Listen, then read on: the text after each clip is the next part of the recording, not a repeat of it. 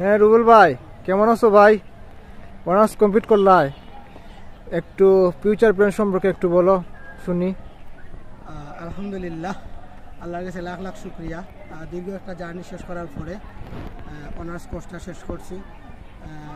যদিও অনার্স কোর্সটা 4 বছরের ছিল, প্রায় 7 বছর লাগিয়েছে এই অনার্স কোর্সটা শেষ করতে। আলহামদুলিল্লাহ, আল্লাহর কাছে লাখ লাখ শুক্রিয়া যে দীর্ঘ একটা জার্নি শেষ করার পর এই লেভেলে পৌঁছেছি।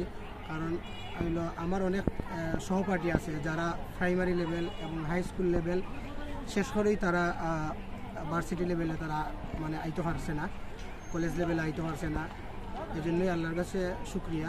অবশ্যই আমি এই যে জায়গাত আজকে আইছি, অনার্স এর গণ্ডি শেষ করছি। আর এই অনার্সের গণ্ডি শেষ করতে গিয়ে মা বাবা, আত্মীয় স্বজন, বন্ধুবান্ধব সবারই অবদান আছে। সবারই অবদান যাতে আমার চেষ্টার মাধ্যমে, আমার এক্সপিরিয়েন্সের মাধ্যমে যাতে আমি ফিউচারে কোনো একটা কিছু করতে পারি, সেই চেষ্টায় আছি। আলহামদুলিল্লাহ, ইনশাল্লাহ চেষ্টা কখনো বৃথা যায় না। প্রবাদ আছে না, পরিশ্রম কখনো বৃথা যায় না। পরিশ্রম এবং চেষ্টা যদি সমন্বয় থাকে আর আল্লাহর উপরে ভরসা থাকে, ইনশাআল্লাহ আল্লাহ ভবিষ্যতে কোনো না কোনো এক দিক দিয়ে নেওয়া পৌঁছাইবা। আর সবচেয়ে বড় কথা হইল, আমি অনেক স্ট্রাগল করেছি, আমার এই লাইফে অনেক স্ট্রাগল করেছি। ইন্টারমিডিয়েটের পরে আমি বেকার থাকছি না, আমি জব করছি। জব করার পাশাপাশি আমার স্টাডিটাও আমি চালিয়ে গেছি। আলহামদুলিল্লাহ, বরাবরের মতো ভালো ফলাফল অর্জন করে আমি অনার্স শেষ করছি।